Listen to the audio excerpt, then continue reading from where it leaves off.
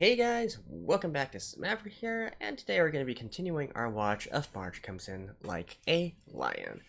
Not really that much to recap since I feel like with the last episode, we've kind of confirmed that at least for these early episodes, it's more introducing all the characters around Ray, and coupled with some various small stories, short stories here and there to let us know more about Ray and, his surroundings, the people around him, as well as give us some clues to his past, right? So, I would be expecting that we're going to continue with the introduction of characters for this episode, and, well, that should be it. So let's just get into the episode right now. Alrighty, I skipped the opening at the very beginning, so let's start within the episode in 3, 2, 1, play. Agreement. Alright.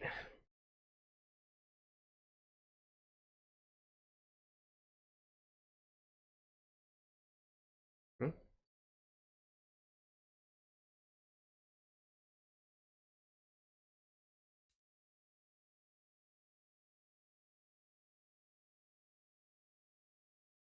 Oh. This is a, flashback episode? I mean, I guess not really flashback, but,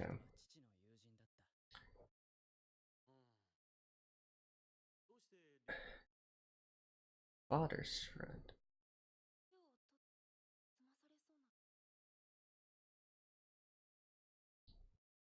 This is the guy who's acting as the guardian for Ray right now, right?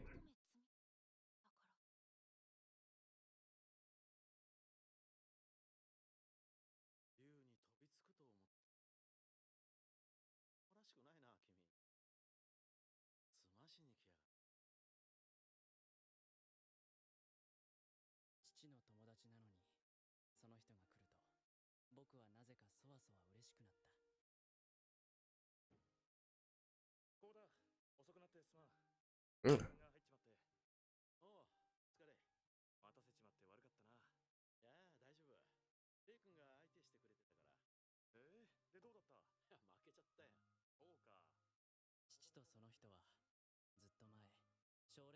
Right. I probably have to go back and check again. Sorry, I'm really bad with remembering people's faces. But I believe this father's friend that he's talking about is the one who took him in or something.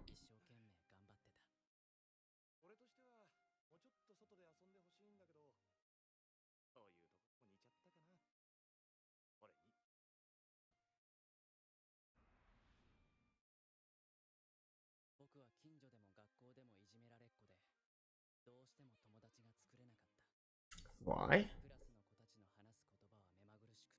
Oh, because he's more mature for his age.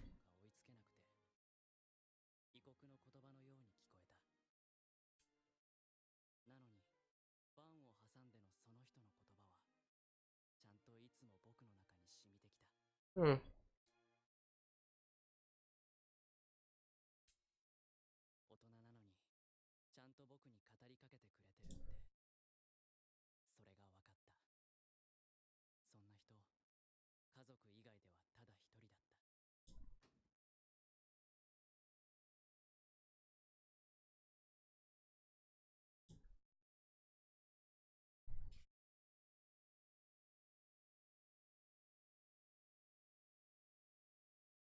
Oh, it's certainly nice. If you're a more mature kid, to have adults treat you a bit differently.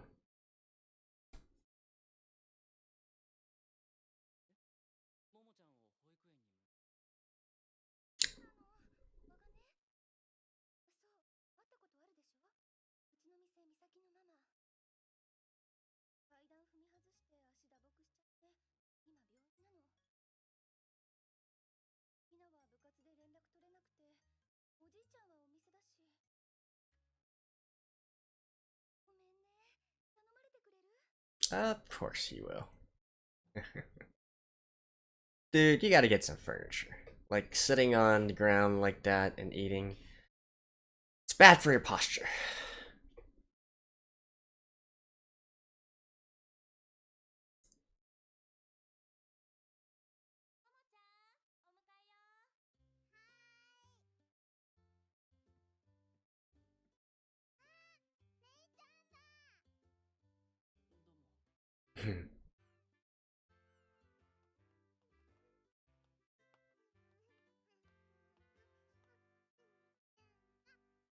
Just really like a part of the family right now.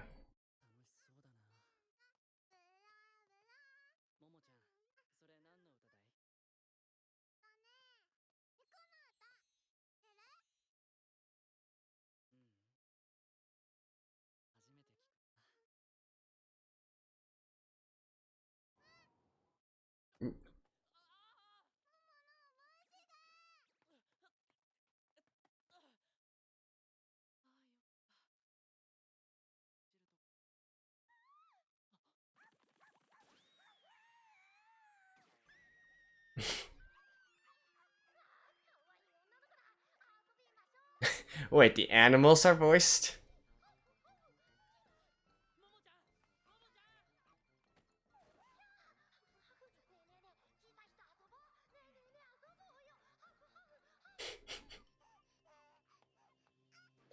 Oh.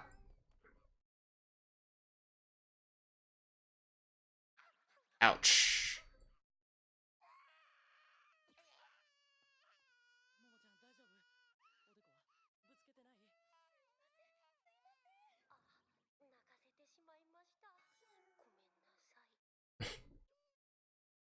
Probably scraped a little bit.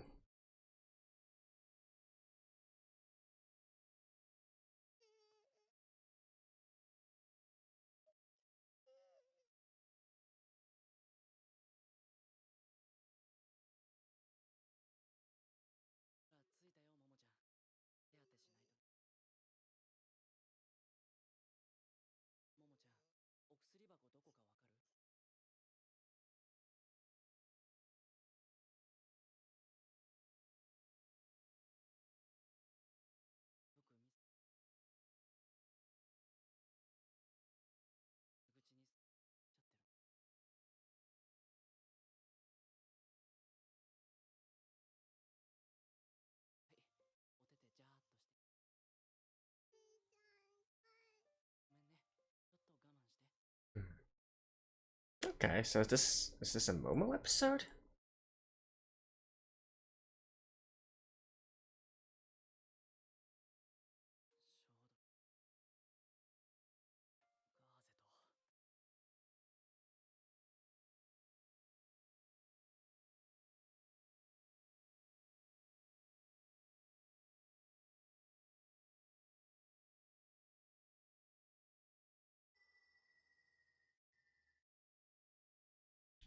Ooh. That's his mom, I'm guessing.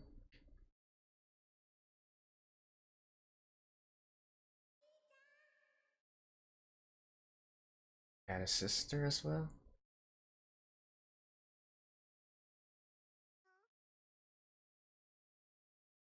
Yeah, yeah, okay, yeah, that.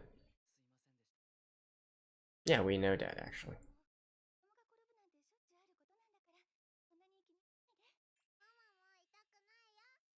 That's true though.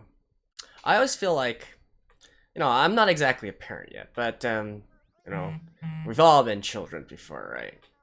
I've always felt that it's better off to let children, run around and actually trip and hurt themselves or whatnot than being overly protective of them.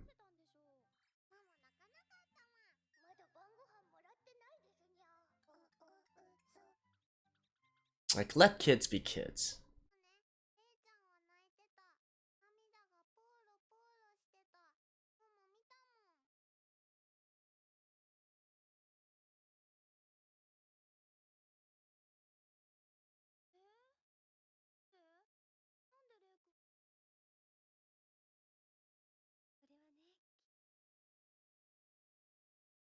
Hmm.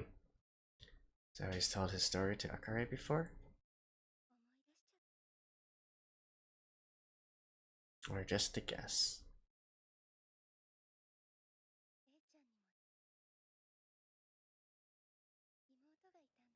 Oh, okay. They've talked before. 僕の日常はある日いきなり引きちぎられるように唐突に終わった。遠足から戻ると、僕の大切な父と母と小さな妹は冷たくて硬いまだらの塊になっていた。 Damn.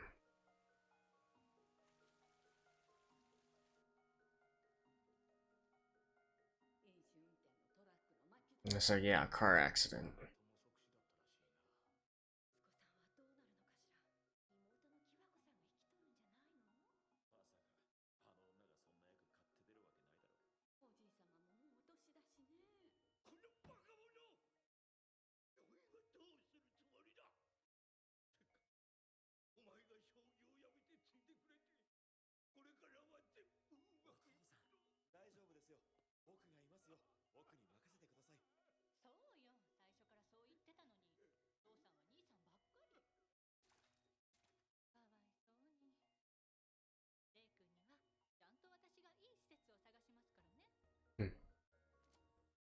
And so he was taken in by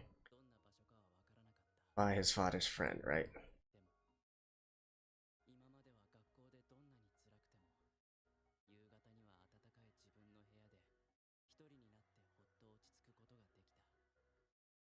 でもそこに入ったら帰っても誰かがずっといて、眠る時も誰かがいて、もうほっとできる時間は365日の中で一瞬もなくなるのだということだけは分かった。そしてその人はやってきた。葬儀には血のつながった親戚がたくさん集まっていたけれど、その時部屋に入ってきたその人だけが talk to him, that acknowledged him. 叫び出したいほど懐かしかった。ですから桐山委員は主人が継ぎます。口出しはご無用ですわ。まったくキワコさんの態度ったら、あの子は昔からだったわ。プレゼンだぞ。だって。Man, this guy's a total bro for doing this. 君は将棋好きか？これが契約の瞬間だった。将棋の神様と僕の醜い嘘で固めた。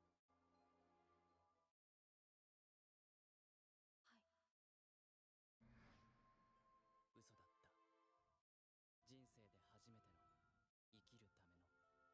Huh. Really? 決して戻れない。そうして幕はどうしようもなく切って落とされ。That's... 僕は将棋の家の子になった。Huh. Okay.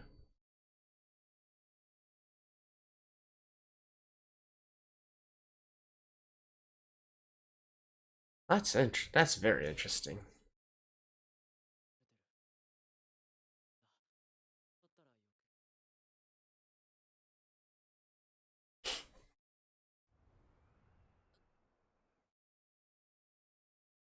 Hmm.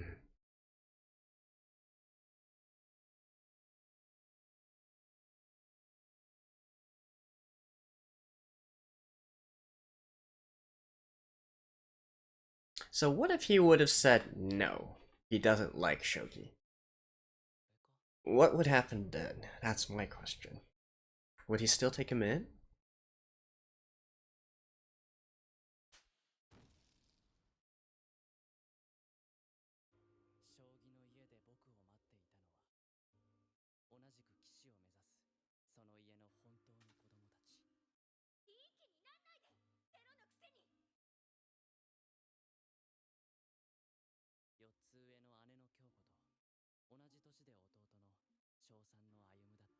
So because he has more talent than either of those two?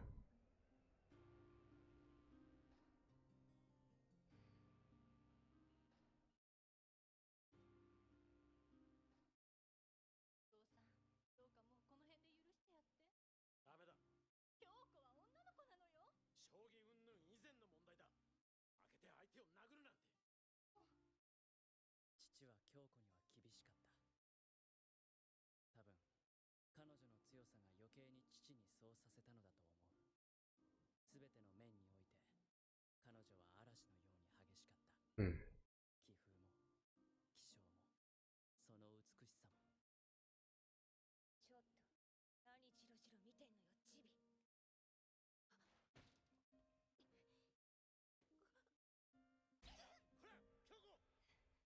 What is wrong with you? お父さん代わりよ。ああ、頼む。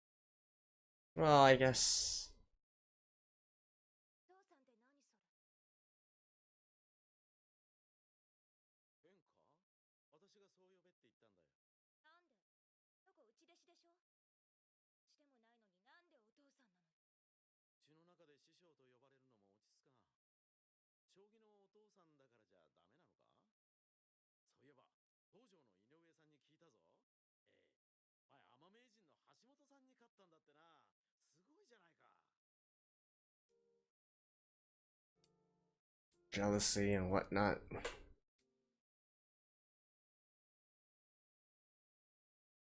父は将棋を愛していた。良くも悪くも全てが将棋中心だった。うん。だから彼を愛する者は強くなるしかなかった。彼の視界に入り続けるために。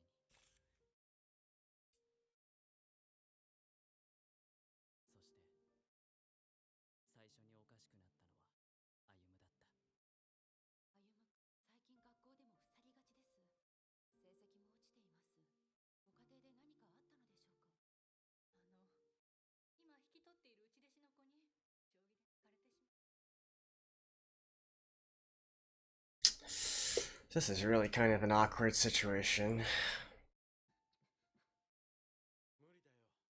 他人が説得しなければ続かないようならダメなんだ。でも自分で自分を説得しながら進んでいける人間でなければダメなんだ。プロになるのがゴールなんじゃない。なってからの方が気が遠くなるほど長いんだ。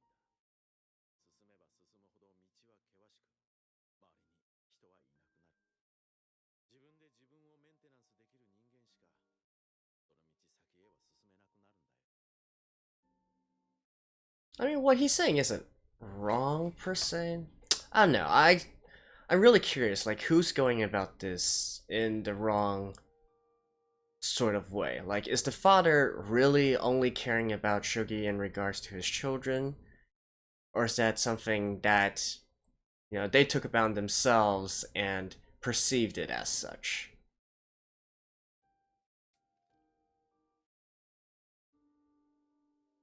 Okay, he's beating her on time.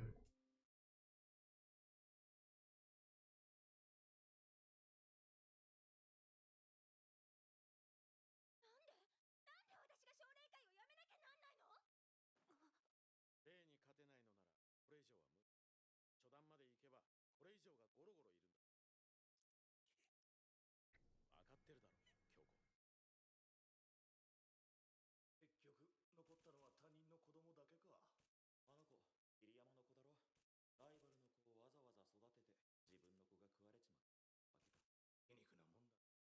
Oh, so his father was actually his rival. Okay. I mean, his true father was actually his adopted father's rival. 京子は街で遊び回るようになり、歩夢は部屋にこもってゲームにの3人で過ごすことはなくなった。いたたまれない僕はますます将棋の勉強にのめり込み、そして僕は中2の終わりにプロの一歩手前、三段リーグにまで到達した。鳥には子育てをHmm. 学校はモズやホウジロの巣に卵を産んで、帰ったヒナは元々の子供たちを卵のうちに食べて Nice parallel. 巣を占領します。何も知らない自分の子を殺した他人の子せっせと餌を運び育て続けた。僕だ。たとえ学校のヒナが自分で大きくなって I mean, honestly, right, I guess I'll talk about this more at the very end there, but honestly, just by watching this situation as it is right now, the problem lies in the father. 学校というのは将来の道を選ぶために通うところだと思う。だからもう僕には必要はありません。このままいけば今年は無理でも来年には三段リーグを抜け僕はプロになります。将棋に集中したいんです。プロになって頑張っ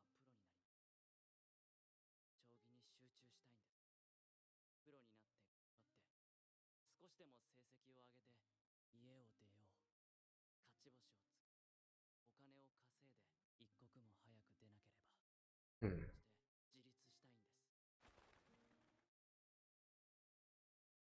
自立したいんです。僕があの家の人たちを父さんを食い尽くす前に。ちょっとギザギザになっちゃったけど大丈夫。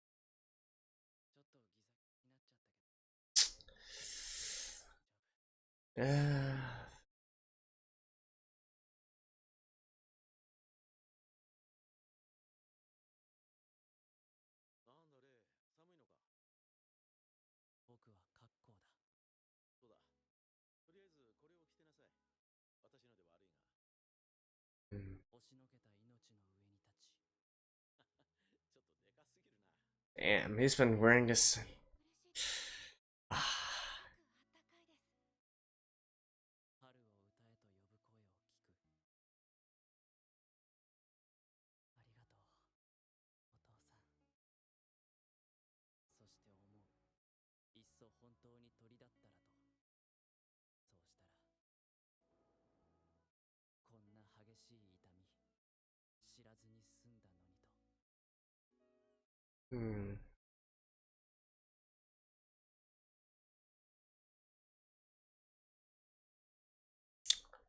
Man, such a sad situation. I think there might be a little bit more after the ending here. If not, I'll see you guys after this.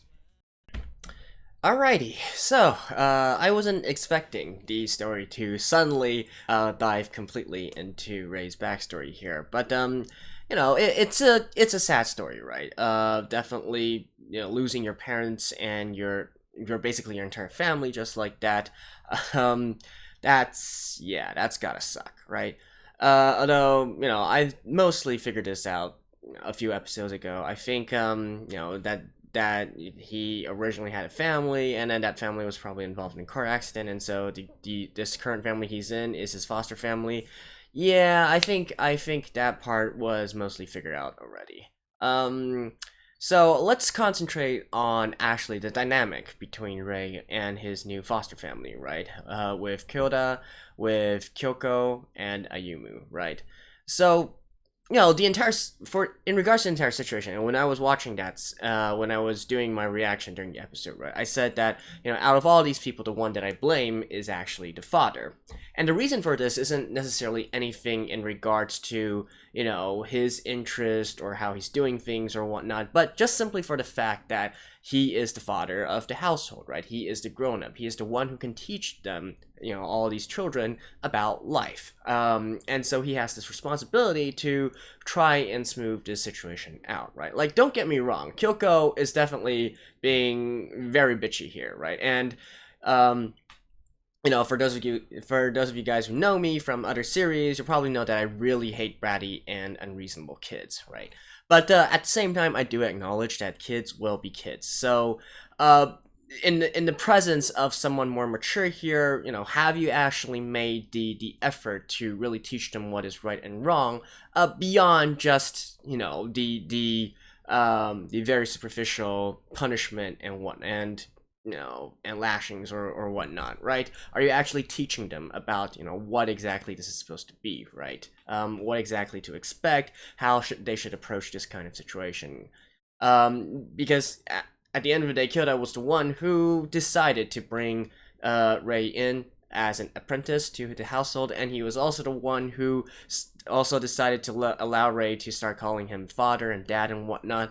Of course, there's going to be lots of problems with his original children, right? And they're immature. They're not mature yet. They're still at the age. Even the daughter Kyoko was like what, in mid school when this entire thing came down. That's literally at the point of her life where things are the most confusing, right? So yeah, that's why I put the blame on the father here, and I'm actually giving him the benefit of the doubt. Where in regards to, I don't think he's actually neglecting his children or whatnot.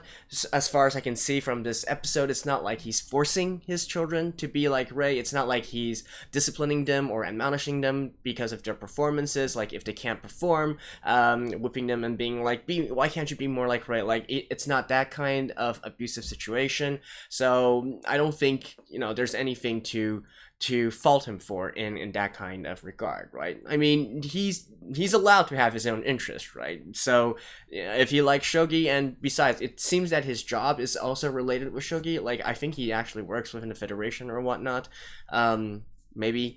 So yeah, I'm not gonna fault him for having that kind of interest, right? And I think I do think that, even though it's saying, the anime is saying that, in order to earn his love, you got to be good at shogi, right? But is that necessarily true though? I don't know. So that's the part where I feel like maybe there is some misunderstanding between all his children and Kyoda as well. Like, maybe that's not the kind of situation, because I feel like he's being fairly reasonable about this whole thing, right? And even his whole thing about saying, if you can't even beat Ray, then just don't aspire to become a professional player, right? Like, that might be harsh in a certain sense, but at the same time, that is really true, right? Why allow your children to continue on this path when there is literally no hope for them, right? Of course, Ray could be a prodigy, right? We do know that he has talent for this, but of course, if you want to become a pro, you gotta have talent. And the one thing that I feel like maybe it could have portrayed a little bit better, although it's not really that important in the grand scheme of things, is if his children were also competing at the same time with other people, not just Ray, right? And still not doing all that well. Then I feel like that would further cement this kind of thinking, right? And honestly, I feel like as talented as Ray is, I still wouldn't call him exactly a great prodigy, right? Now, I don't exactly know any names in shogi or whatnot, but I'm more familiar with chess, right? And when I think of prodigies, I think of people like Magnus Carlsen or Bobby Fischer, these people who are basically already at the top of the world since they were 15 or 16, right? So in this case, Ray seems to be progressing, maybe at a slightly more accelerated pace than normal professional players, but still, not absurdly so, right? So I feel like he is actually a pretty good measuring stick for deciding whether or not his children, Kyoto's children, Kyoko and Yumu, are capable of pursuing this professional shogi career or not, right? And if you can't beat him, if you're not fit for it, then why? I feel like, as a father, you doubly have the responsibility to tell your children, no, don't go that way. Your talents lie somewhere else, right? So I can't really fault him for that kind of thing. So basically, overall, I'm saying that I believe the father should have taken more time to, really go through this entire situation with these three kids. But I don't think that he was particularly malicious in this, right?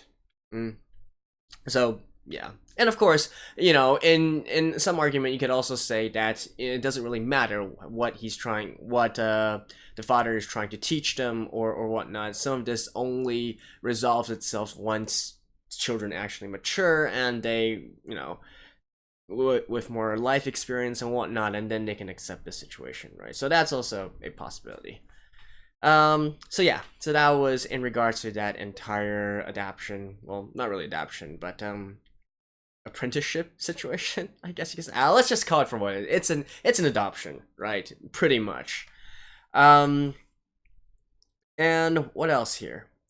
So it was kind of another thing that I am kind of curious about is, what exactly Kouda is thinking, right? What exactly the father is thinking in regards to all this, and also allowing Ray to call him father as well. Like, does he really actually feel like, okay, he would much rather prefer to have him as his child because he can actually fulfill his dream of being a professional player or whatnot, or is he really being just a very loving father figure, right?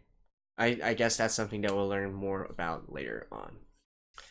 And okay, and beyond that, I guess one last thing I want to talk about is, so we know that, based on previous episodes as well, that Ray has basically locked up his emotions in a certain way, right? At least in things regarding his real family. And we can also see it within this episode as well, even during the funeral, during the ceremony and whatnot, he didn't cry, right? He's basically having this poker face on him right now. And so, originally I thought that maybe this was interconnected with how he is right now, and being an introverted and depressed character and whatnot. But I feel like it's actually a sort of entirely separate situation from that of his foster family, right? Like, I feel like these are actually two distinct problems here, because we can clearly see that, it's not a case where after locking up his emotions, he becomes completely emotionless or whatnot, right? He's still able to feel, other types of pain, other types of happiness and whatnot, even with his foster family and all the way up to now. So I feel like these are actually kind of distinct in a way.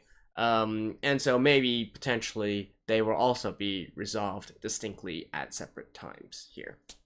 So, that's about it for my observations for this episode. Hope you guys enjoyed this. I will see you guys next time. Bye bye.